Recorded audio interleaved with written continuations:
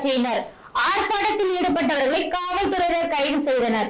ஜனநாயகத்தை குழி தோண்டி புதைத்து சிறுபான்மையரையும் ஓபிசி மற்றும் எஸ்சி எஸ்டி பிரிவினரை ஒடுக்கி அனைத்து தமிழ்நாடு நலன்களையும் நிதிகளையும் தரமறுக்கும் பிரதமர் மோடியின் திருச்சி வருகையை கண்டித்து மாநகர் மாவட்ட தலைவர் கவுன்சிலர் ரெக்ஸ் அவர்களின் அறிவுறுத்தலின்படி மாவட்ட பொருளாளர் முரளி அவர்களின் தலைமையில் காங்கிரஸ் கட்சியினர் திருச்சி மரக்கரை எம்ஜிஆர் சிலை முன்பு கருப்பு கொடி ஏந்தி ஆர்ப்பாட்டத்தில் ஈடுபட்டனர்.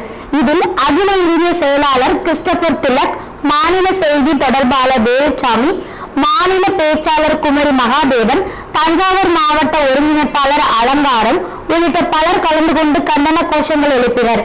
பின்னர் செய்தியாளர்களுக்கு பேட்டியளித்த மாநில செய்தி தொடர்பாளர் திருச்சி வேலுசாமி, நேரு பிரதமராக இருந்தபோது திமுகவினர் அவருக்கு எதிராக கருப்பு கொடி ஆர்ப்பாட்டத்தில் ஈடுபட்டனர்.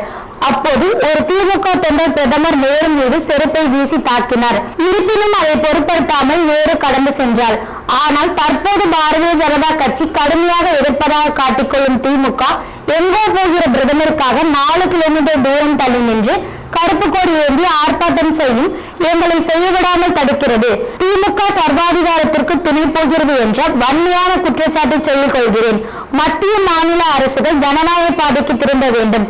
பிரதமர் வருகை மத்திய அரசின் கட்டுப்பாட்டில் உள்ள போது நீங்கள் எப்படி மாநில அரசை குறை கூறுவீர்கள் என்ற கேள்விக்கு உங்களுக்கு அது தெரியவில்லை. நேரு பிரதமராக இருந்தபோது மாநில அரசு தானே பாதுகாப்பு அளித்தது. மாநில அரசு ஆட்சியில் தற்போது இருக்கும் போது எங்களை கைது செய்வதை தடுக்க முடியவில்லை என்றால் எமர்ஜென்சி காலத்தில் காமராஜரை கைது செய்வதை நீங்கள் எப்படி தடுத்து இருப்பீர்கள்? பொய் சொல்வதற்கு ஒரு அளவு வேண்டும்.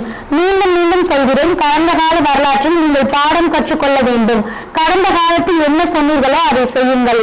காங்கிரஸ் தலைவர் செல்வ பெருந்தகை திமுகவோடு இணக்கமாக இருக்கும் நிலையில் தொண்டர்கள் திமுகவை எதிர்க்கிறார்களே என்ற கேள்விக்கு உங்கள் கருத்தை நீங்கள் வைத்துக் கொள்ளுங்கள்.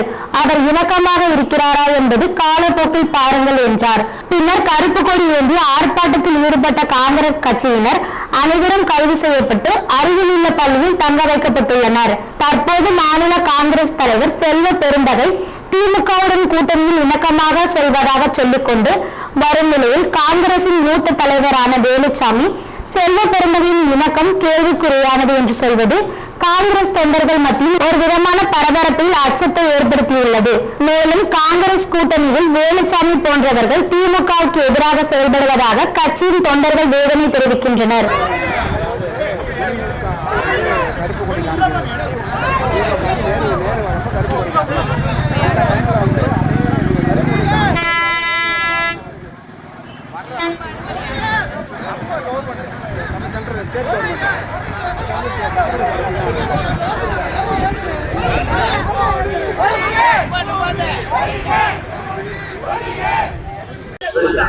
உலகம் முழுவதும் இருக்கக்கூடிய ஜனநாயக நாடுகளில் அரசு அமைச்சர்கள், பிரதமர்கள் அல்லது ஜனாதிபதிகள் அவர்களை எதிர்த்து கருப்பு கொடி காட்ட ஆர்ப்பாட்டம் செய்வது என்பது சாதாரணமான ஜனநாயக நடைமுறை. அதைத்தான் நாங்கள் இங்கே செய்கிறோம்.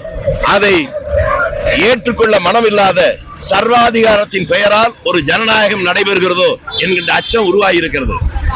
இதே தமிழகத்தில் 57க்கு முன்னரே நேரு பிரான் வருகிற போது அவரை எதிர்த்து திமுக கட்சி கருப்பு கொடி ஆர்ப்பாட்டம் என்கிற போது அவர்களுக்கு இடத்தை ஒதுக்கி தந்து அந்த வழியிலேயே நேரு பிரான் போய் அவர்களுக்கு கை காட்டி கொண்டு போனதும், ஏதோ விவரம் தெரியாத ஒரு தொண்டன் காலனியை கழற்றி அவர் மீது அடித்ததும், அது அவர் மேல் விழுந்ததற்கு பின்னாலும் ஒரே ஒரு நிமிடம் சைல்டிஷ் என்று சொல்லிவிட்டு அருகில் இருந்த காவல்துறை அதிகாரி அழைத்து அவர்கள் மீது எந்த நடவடிக்கையும் எடுத்து விடாதீர்கள் என்று சொன்னதையும் காலம் அறியும். அதே திமுக இன்றைக்கு ஆட்சிக்கு வந்திருக்கிற போது எங்கோ போகிற பிரதமருக்காக அந்த பாதையிலே யாரும் போகக்கூடாது என்று சொல்லி வீட்டு காவலில் வைத்திருப்பது இவர்கள் எதற்காக கடந்த காலத்தில் போராடினார்களோ அதற்கு மாறாக சர்வாதிகாரத்திற்கு துணை போகிறார்கள் என்கின்ற வன்மையான குற்றச்சாட்டை சொல்லிக் கொள்கிறேன். இதை மாறி ஜனநாயக பாதைக்கு மத்திய மாநில அரசுகள் திரும்ப வேண்டும் என்பது இந்த எளியவனுடைய வேண்டுகோள்.